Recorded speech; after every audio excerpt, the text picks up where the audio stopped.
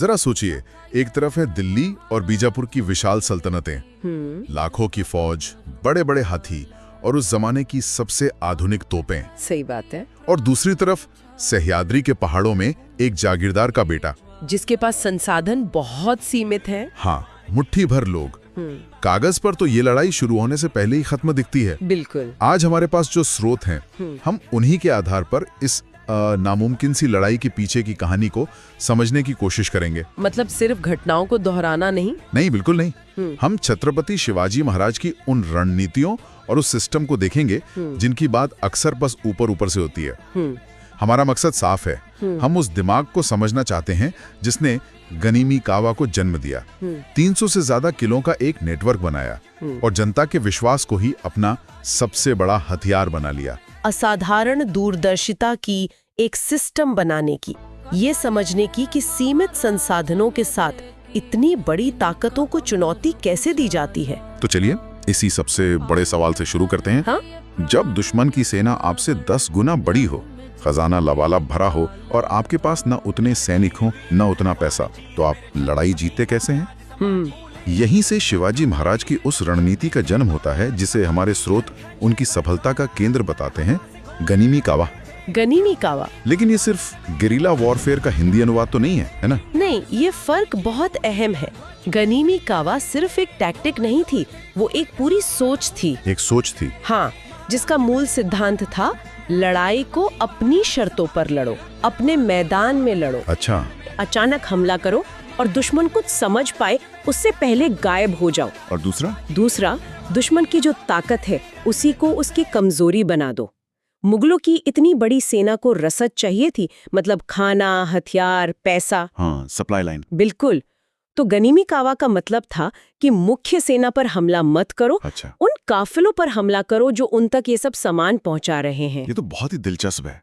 मतलब सेना से सीधे मत भिड़ो, उसकी जीवन रेखा ही काट दो। आपने बिल्कुल सही पकड़ा। और इसका तीसरा और सबसे जरूरी हिस्सा था मनोवैज्ञानिक दबाव, दिमाग पर असर करना। हाँ, दुश्मन के मन में ये डर बिठा देना कि हमला कहीं से भी हो सकता है, कभी भी हो सकता है।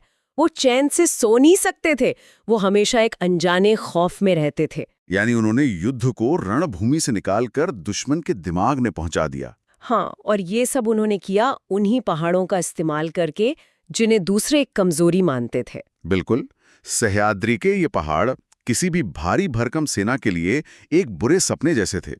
उनकी बड़ी बड़ी तोपें, उनके घुड़सवार, वो सब यहाँ आकर बोझ बन जाते थे, किसी काम के नहीं रहते थे। और शिवाजी महाराज ने इसी भूगोल को अपना सबसे बड़ा हथियार बना लिया। हाँ, वो दुश्मन को उन तंग घाटियों में लड़ने के लिए मजबूर करते थे, जहां उनकी छोटी और फुर्तीली सेना का पलड़ा हमेशा भारी रहता था। लेकिन इस तरह की हिट एंड रन रणनीति के लिए कहीं सुरक्षित लौटना भी तो जरूरी है। बिल्कुल, आप हमेशा भागते नहीं रह सकते। तो यहीं पर शायद उनकी दूसरी बड़ी रणनीति काम आती है, उनके किले। स्रोत बताते हैं कि 300 से ज्यादा किले थे। ये आंकड़ा ही अपने आप में हैरान करने वाला है। हाँ, और ये सिर्फ किले नहीं थे, जैसा आपने शुरू में कहा, ये एक सिस्टम था, एक पूरी व्यवस्था, एक मिलिट्री और इकोनॉमिक ग्रिड। सही शब्द है।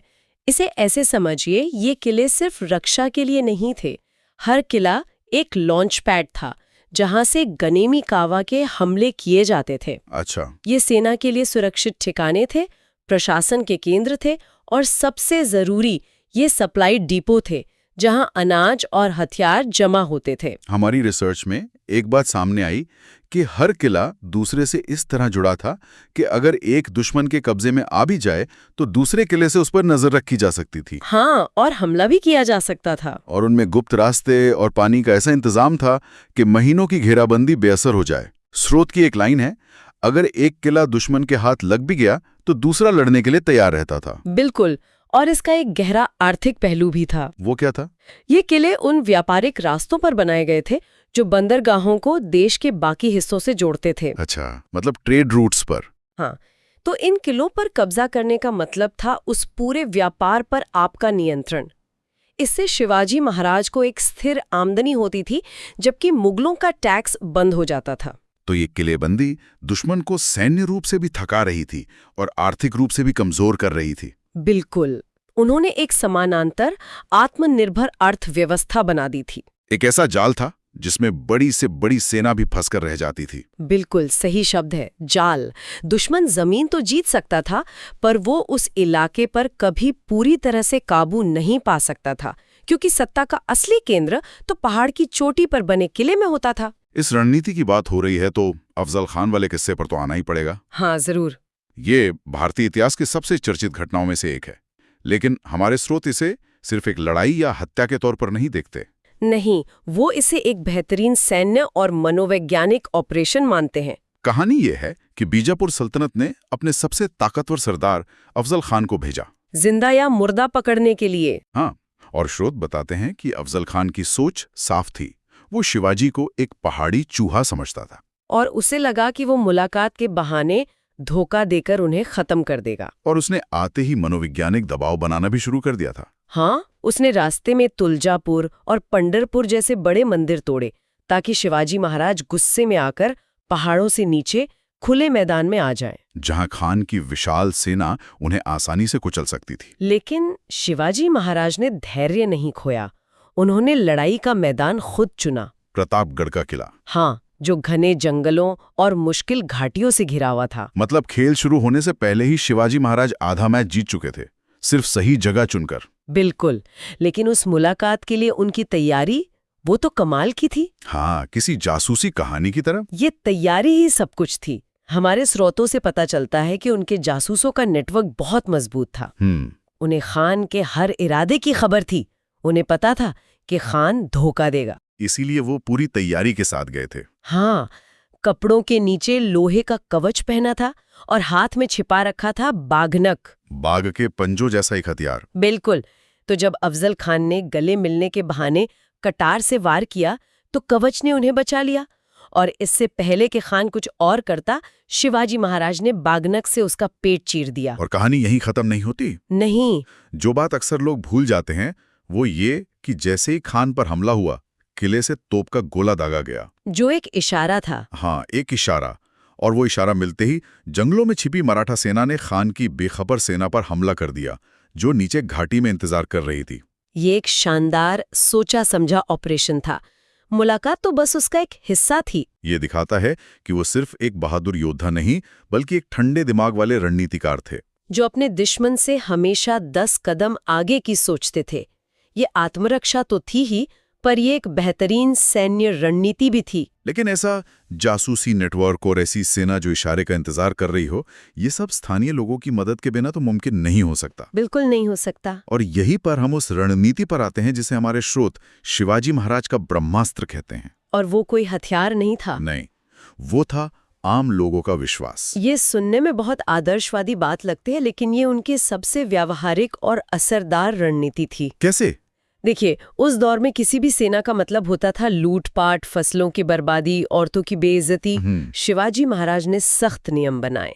उनकी सेना को किसी भी आम नागरिक, किसान या महिला को परेशान करने की सख्त मनाही थी। दुश्मन के इलाके में भी? हाँ, दुश्मन के इलाके में भी महिलाओं और धार्मिक स्थलों का पूरा सम्मान किया जाता था। तो ये सिर्फ एक नैतिक फैसला नहीं था, ये एक सोचा समझा राजनीतिक कदम था। ये एक क्रांतिकारी कदम था। उन्होंने अपनी सेना को एक पेशेवर सेना बनाया जिसे वेतन मिलता था। उन्हें लूट पर निर्भर रहने की जरूरत नहीं थी। इसका नतीजा क्या हुआ? नतीजा ये हुआ कि आम जनता उन्हें एक लुटेरा नहीं, बल्कि अपना रक्षक मानने लगी। लोग उनकी आंख और कान बन गए। अच्छा। गांव का एक किसान भी दुश्मन सेना की हर हरकत की खबर उन तक पहुंचाता था। जंगल के आदिवासी उनके गाइड बन जाते थे और गांव वाले उनकी सेना को पनाह देते थे। मतलब उनकी सेना सिर्फ उनके सैनिकों तक सीमित नहीं थी, बल्कि महाराष्ट्र का हर आम इंसान उस सेना का हिस्सा था। बिल्कुल। उन्होंने जनता के साथ एक ऐसा रिश्ता बनाया जो भरोसे और अपनेपन का था। इसीलिए जैसा कि स्रोत में लिखा है, लोग कहते थे ये हमारे राजा हैं। हाँ, ये अपनापन ही उनकी असली ताकत थी।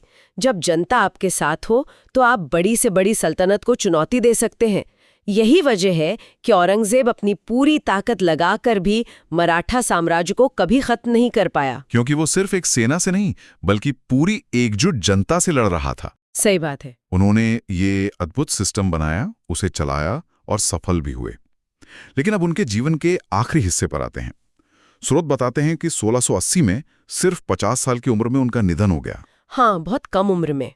उनकी मृत्यु के कारण को लेकर कुछ अलग-अलग बातें हैं। हाँ, ज्यादातर इतिहासकार तो यही मानते हैं कि उनकी मृत्यु तेज बुखार और पेचिस जैसी किसी बीमारी से हुई, लेकिन कुछ जगहों पर जहर दिए जाने की आशंका भी जताई गई है। लेकिन क्या इसका कोई सबूत है? नहीं, स्रोत ये साफ करते हैं कि इस बात का कोई ठोस और विश्वसनीय सबूत आज तक नहीं मिला है। लेकिन रिसर्च का जो निष्कर्ष है वो इस बहस से कहीं आगे जाता है।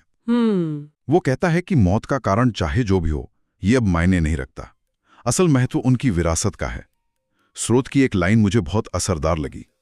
सच सिर्फ इतना है, शिवाजी महाराज शरीर से गए, लेकिन उनकी सोच हिंदुस्तान में अमर हो गई। और ये सोच सिर्फ एक विचार बनकर नहीं रह गई, ये एक मजबूत नींव थी जिस पर उनके बेटे संभाजी महाराज ने संघर्ष को और भी उग्रता से जारी रखा। हाँ, औरंगजेब खुद दक्कन आया था अपनी पूरी शाही सेना लेकर, और उसने अगले 27 साल यहीं बिता दिए, लेकिन वो उस आग को नहीं बुझा सका जिसे शिवाजी महाराज ने जलाया था। ये इस बात का सबसे बड़ा सबूत है कि उन्होंने सिर्फ लड़ाइयां नहीं जीती थी, उन्होंने एक ऐसी व्यवस्था बना दी थी जो अपने संस्थापक के बिना भी लड़ने और जीतने का हौसला रखती थी। तो आज की इस पूरी चर्चा को अगर हम समेटे तो शिवाजी महाराज की सफलता के 3 मुख्य स्तंभ नजर आते हैं। पहला, गनीमी कावा की वो अनोखी युद्ध नीति। दूसरा, किलों का वो अभेद्य रणनीतिक नेटवर्क। और तीसरा, शायद सबसे जरूरी, प्रजा का वो अटूट विश्वास, जिसने उनकी लड़ाई को एक जन आंदोलन में बदल दिया। बिल्कुल। और ये सब हमें बताता है कि उनकी जीत सिर्फ तलवार के दम पर नहीं थी।